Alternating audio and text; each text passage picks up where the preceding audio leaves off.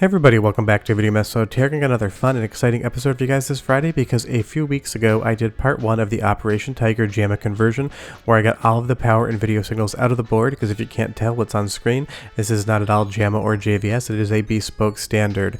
I asked if you wanted to see part 2 of the conversion where I get all the controls wired up and get the game operational for a gameplay capture. You said yes, and that's what we're doing. Before we get too far involved, do me a huge favor, go down below, hit like and subscribe and ring that notification bell, definitely helps us out. And if you feel so inclined and want to support the channel, we got a Patreon link down below as well. But if you can't tell already, the attract mode is working, and that means I was able to at least press the start button or insert a coin.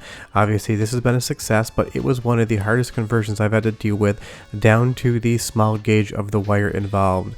But Operation Tiger, now that I've had a chance to play it multiple times, I am going to say is one of the best janky 90s 3D games ever made. It is absurd, it is ugly, it is so weird and strange, and it is just one of my favorite games. Not just because it's rare, but because it's a light gun shooting game, and you know if you watch my channel, I absolutely love them. But even this attract mode here, it kind of goes between sort of like a rave look as well as just a standard military shooter. It really doesn't know what its personality is. All of the models are big and chunky with huge pixels. It has everything I crave when it comes to this era of 3D in arcades. It is just such a strange game, and I'm so happy to have it in my collection. And hey, if you're ever in Chicago and you want to play, maybe I'll bring it to some expos or otherwise, because I really only know about 2 other boards that still exist for this game, and I'm so happy to have one of them. But without further ado, we've shot a whole bunch of bad guys here. Let's get into the actual process of how we get controls out of this game. Now, taking a look what's on screen right now, I am going to convert this over to work on a DB15 Top Gun Thrustmaster flight stick. It is DB15, not USB. If you're going to convert any light gun game that uses XY coordinates over, you need something stupid. Any USB chips, any logic involved, it's not going to work. We need bare wire to bare parts. So any flight stick that has potentiometers and buttons in it from the 80s or 90s is going to be totally fine for what we're doing here. Now, there's a reason I like to use the Top Gun Flightmaster, and that isn't just because it is one of the cheaper models on eBay, it's because it has everything I need to make these conversions. I have a trigger as well as 3 buttons and a 4-way hat, so I have 7 inputs on top of the 2 potentiometers as well as the trigger. It covers everything I need, and the best part is I just love how this grip is molded. Obviously it's based on some sort of fighter jet that was in Top Gun, not quite sure which one it is. If you know, leave me a comment down below. But when I put my hand on it, it fits perfectly. The trigger's in exactly the spot I need it for, and then I have my thumb for those top 2 buttons, as well as either underneath my middle or 4th finger, I have what I use as the start button. So I've got a trigger, I've got a bomb, I've got start, and I've got a coin button if I so need it, although I usually do put these onto free play. Now, the most annoying thing about this conversion, it uses a 50-pin IDC connector, which is a great connector if you want to make sure it doesn't come off the end because it has a locking tab. So this is basically a computer ribbon cable, and you rarely have ever see them used on arcade boards. It is nice though it does lock down. It even comes with these ejecting tabs. So once you actually get it wired up, you don't have to worry about having anything fall out. It's the getting it wired up part that is an absolute metric pain in the ass. And that is because this cable has such a small wire inside of each ribbon. It is tiny. My wire strippers barely managed to do it, but we did get it done. I did have to sand off one of the locking nubs there to get it into the PCB, but once we know what end we need, we're going to go ahead and just come in with scissors and cut that other connector off. This is female to female, it's usually how they come, and we can totally adapt that over. It will be no big deal. But now that we have one of the connectors removed, we know we can get started. But take a look at the close-up of this here. These are tiny. This is like 32, 34 AWG gauge wire. Trying to even get the insulation off of these was next to impossible, and I know people are going to complain. My father is a dentist and he would be pissed, but I ended up just kind of using my teeth to do it. But you will see here we have this other connector that we did cut off, and there's a little bit of a problem with probing out the wires. Sure, you can count them visually, but it is very hard. We need another way to be able to check for continuity, because you can't get a probe inside of that female part. And this is where the DuPont connector comes in. Just grab yourself a male DuPont connector and go ahead and cut it wherever you want and just strip some of the insulation out so you can get to bare wire. Now you can plug that DuPont connector into any pin on the ribbon cable, and then you have a lead to probe to. Without the DuPont ribbon cable, stuff like this is completely impossible to check for continuity. It is an absolute disaster. So get yourself the DuPont cable and go from there. And again, if you didn't watch part 1, I will leave it down below in a link, but it was a very complex process to get this thing converted over because I do not have an arcade cabinet. This was definitely meant for a cabinet, not for home use whatsoever. But we converted all of the power, all of the video signals, and all of the audio into a JAMA Edge. This is a 24 kilohertz or medium resolution game that will run over JAMA, but again, this is just a complicated thing, but it's so much fun to do this. It allows you to play these games at home without having the giant cabinet. But taking a look again at that Top Gun stick, you're going to see there we have that male DB15 connector, and I've loved to use female field termination connecting parts.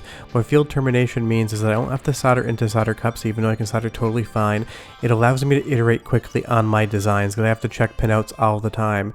You will see here that there's pin 1 through 15 and a ground plane, and you can screw and unscrew those posts and put the wire in from the side and screw it down to make a connection. This allows you to prototype very quickly, and it also allows you to change things on the fly. So you got the X and the Y coordinates in reverse. You can go ahead and just pop one of those leads out and screw it back down into a new terminal versus having to desolder into DB15 cups. I use them sometime, but not a ton. And of course we need to have a pinout for this as well. I did keep the pinout when I used this Top Gun gun to convert it over to Beastbuster Second Nightmare. I use the same parts and I build new connectors, so I have as close to a universal setup as I can for my arcade collection. I also do this for racing and driving games as well. One wheel with a bunch of different mating connectors that allows me to play anything I want on the fly. And I do have the pinout for Operation Tiger as well. All of the inputs to do a one-player game. I haven't put a second player in quite yet. I may do that in the future, but honestly, I don't know that many people that like playing arcade games, so it's usually a one-person affair.